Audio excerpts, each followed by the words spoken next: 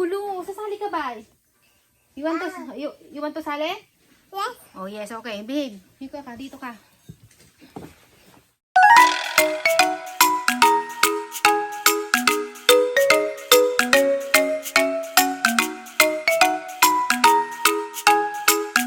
Say hi. Hi. Hi everyone. This is Mommy Grace and this is Aaron and welcome back to our channel. Sabi mo, hi everyone. Wow. Hello. Sabi mo, my name is Aaron. Wow. I am Aaron. Wow. Hello mga ate at kuya. Kasi buti na lang si Ibram nananahimik doon sa kwarto, nanonood ng TV, hindi lumalabas. Dahil kung nandito yon, hindi ako makakapag sasalita-salita at makakapag-vlog-vlog ng maayos. Ito medyo napapakiusapan pa. Eto na nga, bakit ba ako tumatalak dito? Kasi may mga nagre-request, may mga nagpipie. Gusto daw nilang gumawa ako ng, sige, nakalimutan ko sasabihin ko, di ba? Ng aking closet raid at saka mga shoes collection and mga pang OOTD collection. Yan, ganon. Araw naman huwag magulo. Hindi ko pa kayang ipakita sa inyo ang aking closet Kenime. Dahil, napakagulo talaga. Dahil, ang aming inuupahan ay 1 bedroom lang. So, lahat ng mga kalat-kalat namin, mga damit-damit namin lahat, ilan kami, di ba? Kung marami akong damit, mas marami mga damit ng mga anak ko. Kasi ilan yan. So, nandun lahat sa kwarto, doon sa room ni Adam. Sa mga nakakasubaybay sa vlog namin, alam nila na kami, na mga batang maliliit ay dito sa sala natutulog. At si Adam ang natutulog doon sa kwarto. At yung kwarto na yun ang parang pinaka-storage namin. So, hindi ko kayang ipakita sa inyo. Dahil baka magbago ang paningin nyo sa akin Oy, mag-say hi ka naman. Yung pinto na yan ay daanan ng aking asawa papunta sa kanyang trabaho. Napakalayo ng trabaho ng asawa ko. Andun siya sa taas nag-aalaga. Kasi naman. Nag-vlog ako. Say hi na ulit. Say hi. Say hi, okay. Say hi. Diba? Isa pa lang to. Paano ako makakapag So, ayun na nga mga ate at kuya. Hindi ko pa kayang ipakita. So, hindi ko pa kayang ipakita sa inyo ang aming closet. Kasi, hindi siya closet. Isa siyang malaking storage room ng aming mga gamit-gamit. At maliit lang itong aming inuupahan. So, para hindi makita ng mga bisita ang aming mga kalat-kalat yung may darating na andun lahat sa kwarto ni Adam. Sa mga nagre-request naman na room raid naman daw sa room ni Adam, huwag. Kasi mukha talagang storage. Ganon. Oo. So, ito na nga. Ang ipapakita ko na lang sa inyo, hinihingal ako sa pagsasalita. Tapos hinihingal pa ako dito sa anak ko. Ang papakita ko na lang sa inyo, ang aking mga koleksyon ng mga sapatos na hindi naman mga mahal. Ang aking mga sapatos ay hindi mahal mga ate at kuya. Kahit kayo kaya nyong bilhin yun. Pero dahil may mga nag-message at nakikita nila kapag nag-OOTD ako nag-OOTD ako nakikita nila na very very cute daw ang aking mga sapatos Hinihingal ako. Nagugulo, inayos ko yan So ayun, wala kayong makikitang sapatos na kakaiba, wala kayong makikitang sapatos na limited edition, at wala kayong makikitang sapatos na signature or mga mamahalin. Puro mga ordinary sapatos lang na kayang-kaya nyong bilhin. At yun ay mga binili ko lang naman lahat ay sa sale. Oo. Meron man ako nabili na regular price masamang-sama ang loob ko nung yung papakita ko sa inyo ha. Alay ko naman kasi, sandali. So, huwag kayong umasa. Huwag kayong umasa na makakita kayo ng mga kakaibang sapatos ha. Mga sapatos ko lang na yung mga mumu rain. So, ito na ipapakita ko sa inyo. Aaron! So, actually, hindi naman to show collection vlog Saway vlog to. Ang kulit ni Aaron. Ayun. Who wants palo? Who wants palo? Yes, you want palo? So, ayan, pakita ko sa inyo.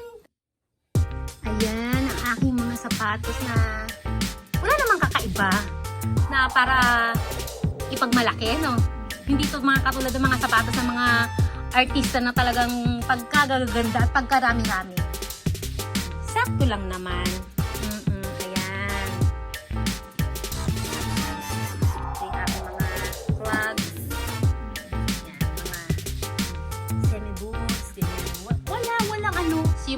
ang gagandang tingnan, ang cute tingnan, di ba? Ganun lang ako mahilig. Kung mapapansin nyo, karamihan ng mga shoes ko, puro mga pointed. Yan. Mahilig ako sa pointed shoes. Yan. Diba? Wala namang kabilib-bilib. No, lahat naman tayo siguro yung mga kahit sa Pilipinas mahilig ng mga kikay na nanay. May mga ganyan ding koleksyon, di ba? May mga ganyan ding, sobrang namang hindi kabilib-bilib sa akin. Pero nakakatuwa lang. I-share ko lang sa inyo kung gano'ng ka-cute. Mahilig lang ako sa mga cute na Mapapansin ninyo, mahilig ako sa mga ganitong kulay. Yan, Ang ganyan. Bihira yung mga very striking colors. Hindi ko makuha yung iba kasi andun si Abram, pala kinuha ko yung iba.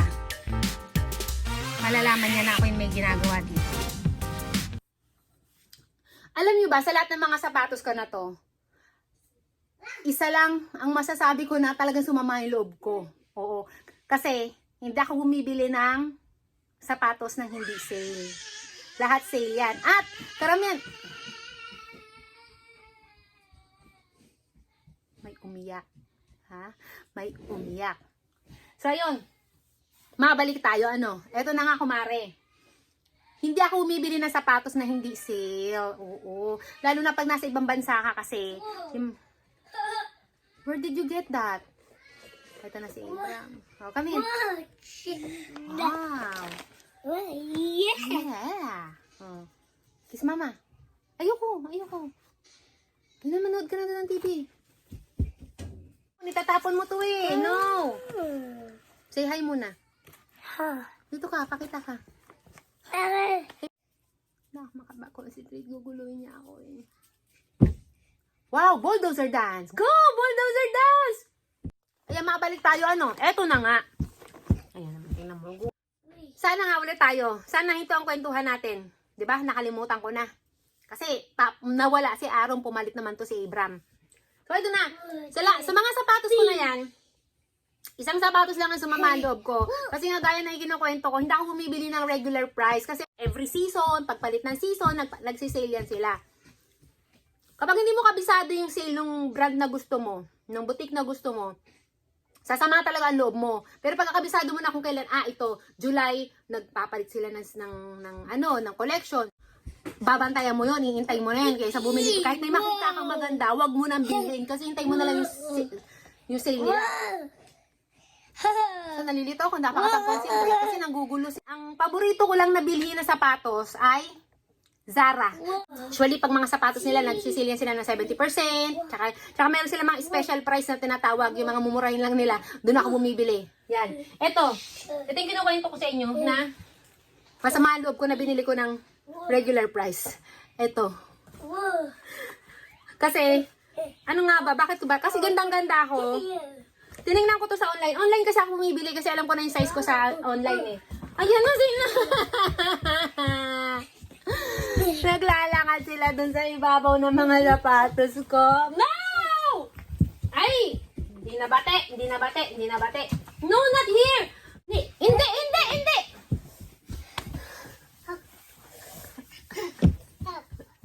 Babalatuan ko naman kayo dito.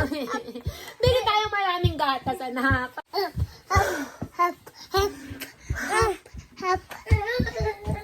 Ito lang yung nag-iisang sapatos ko na binili ko ng regular price. Kasi gustong-gusto ko siya. Hindi naman ganun kaganda. Pero maganda siya sa paningin ko eh. Pero ang sapatos ko kasi, 37 or 38. No. Kahit masama ang loob ko, binili ko siya. $79, diba? $79 sumasama pa yung loob ko. Masama ko eh. Pero pag yung mga mayayaman, lang to. Hindi nila bibilhin to. Kasi very cheap naman Para sa kanila cheap to. Pero sa ating mga ordinaryong citizen, ordinaryong mamamayan, magandang deal na to. Yan. Ilong ko yung hinahalikan mo. Kiki. Yan. Pagkatapos ng ilang araw ata, ayan na, pinadala na ako ng email. Pinadala na ako ng email ng Zara. At sila ay merong semi-annual sale. Pag semi-annual ng sale nila, naging $39.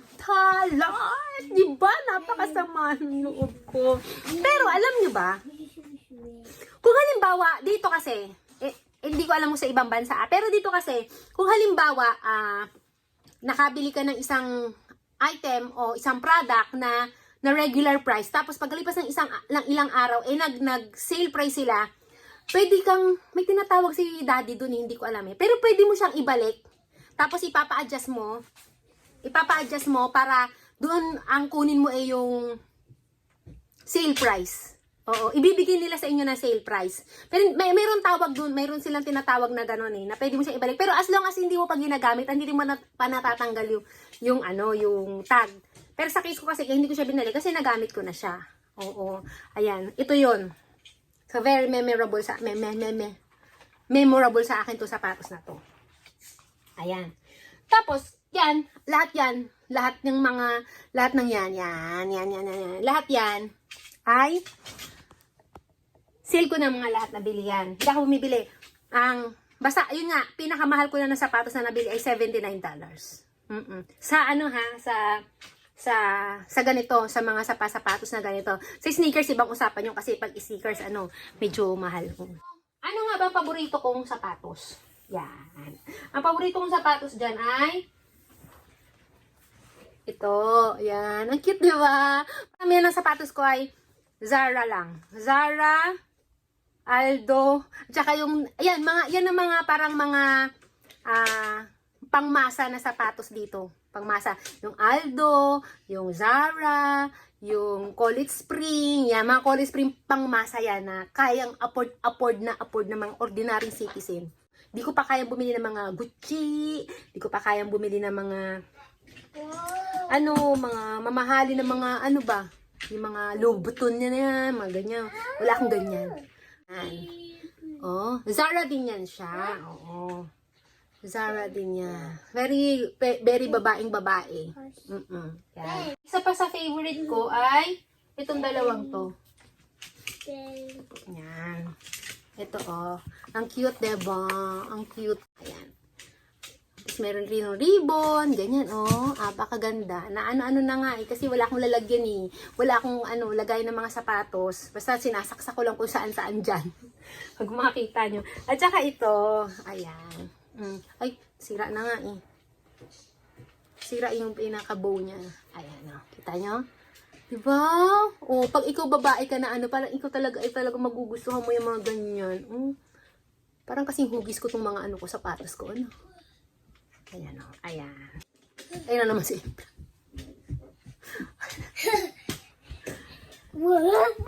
papakita ko sa inyo ilan sa mga paborito ko. Tapos, ito pa. Ayan. Very nice din. Zara din yan siya. Pero Zara talaga, magaganda yung mga sapatos nila. Ayan. Very nice. Wag naman dyan, anak. Alam niyo ba, may mga sapatos ako na binili ko lang kasi cute. Pero ang hirap-hirap suotin. Ang sakit-sakit sa paa. Oo, may mga ganon. Na parang bakit ko ba ito binili? Ayan, tulad nito. Gusto ko to kasi mahilig ako sa yellow. Ayan.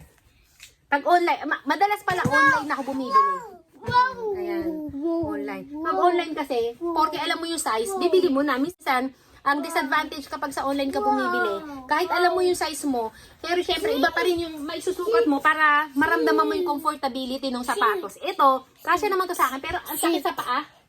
Ang sakit-sakit siya sa paa kasi matigas yung Syempre, aasa pa ba tayo? Mura lang naman, So, aasa pa ba tayo ng Pero maganda siya. Hindi, masakit lang sa paa pag inilakad mo na mga, mga 1 hour and 2 hours. Ganyan. Ayan. Ito gusto ko din to. Kaya lang, masakit sa paa, hindi ko masyado sinusuot to. Pang pictorial lang. Pag nag-OOTD ako na sakto sa... Ito pa. Isa pa rin to sa... Masakit din sa paa. Ang sakit. Pero maganda din siya. Oo, maganda. Ito naman, nabili ko naman to sa Aldo. Ayan kita mo. Mayroon pa yung tatak. Hindi ko pa pala natatanggal. Basta 30% off siya. Ayan. Diba sabi ko sa inyo, hindi ako bumibili na Masarap yung paa niya, yung sole niya. Kaya lang masakit. Nahihirapan ako yung pag masyadong mataas to, yung ganyan. Malambot naman yung sa sole. Kaya lang, ito, masakit sa paa. Pag masyadong tirik na ganun, nahihirapan ako. Ayan. Ito, maganda din siya. Kaya lang, masakit na. Ayan. Bumibili rin ako ng sa Forever 21. Oo. Alam nyo ba? na ito ay mga nabili ko lang $7.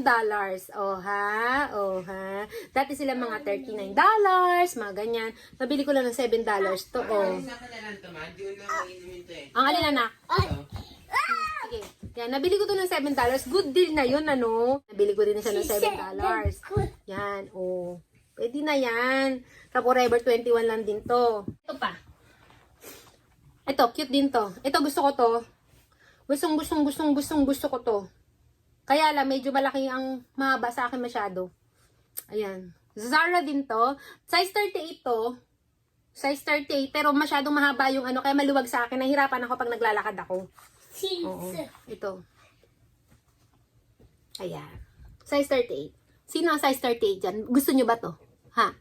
Gusto nyo to? Gusto nyo ibigay ko sa inyo to kung kayo ay size 38 at willing kayong magsuot ng bulaklakin. Oo. Hindi ko pa ito nasusuot mga ate at kuya. Ate na, makinis na makinis pa yung ilalim niya mga ate at kuya. So, hindi pa talaga nasusuot to. No. Okay. Ayun. Gusto mo ba? Size 38 ka ba? No. Yeah. No. Diba? Kung gusto mo to, at size 38 ka, anak. Ang gawin mo, mag-subscribe ka sa aking YouTube channel. Gusto mo to, kung size 38 ka at gusto mo to makuha, ibibigay ko to sa'yo, mag-subscribe sa channel ko, at i-comment mo yung screenshot ng iyong at i-share mo ang video na ito. Pili ako nung, Abraham, no! I'm will cry na. No. Oh, kiss mama. Kiss mama. Where you go to, kuya? Kiss mama, I love you. I love you. Ayu. Oh, ayan. Okay. Dito tayo. Kaya mo. Gusto mo to? Yan. So, mag-subscribe sa aking channel. Mag-follow sa aking page. Screenshot niyo yung katunayan na naka-follow kayo. At dapat makita ko na naka-share ito sa wall mo. Una ako nagpa-raffle. Hindi ko nakikita sa wall nila. Hindi naka-public. So, hindi ko makita. 'Di ba? Oo.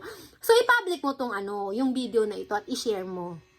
Ganon. Bibigay ko to sa iyo. Pipili ako randomly. Ganyan. Oo. Hindi to mahal na sapatos. Hindi limited edition. Pero ito'y galing sa aking puso.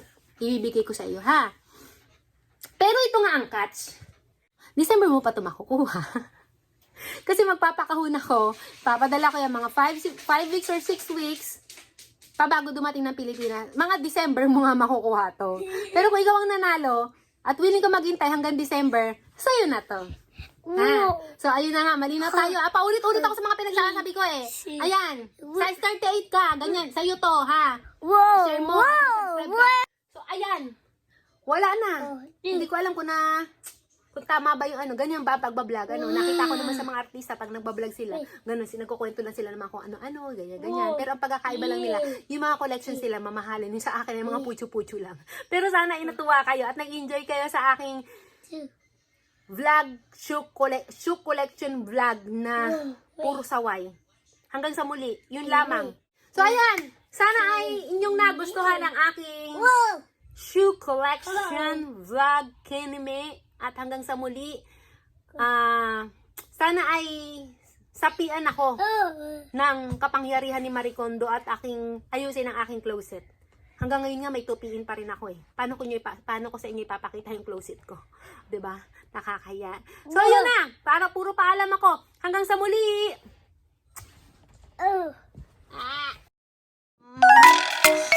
Pipicturean ko pa nga sana